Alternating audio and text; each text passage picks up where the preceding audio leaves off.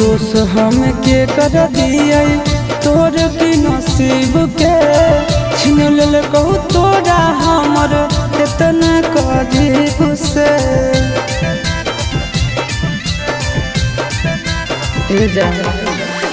दोष हम के कर दिए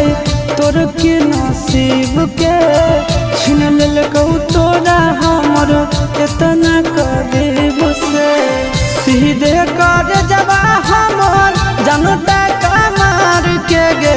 सीधे कर जबा हमर जनता कमार के गे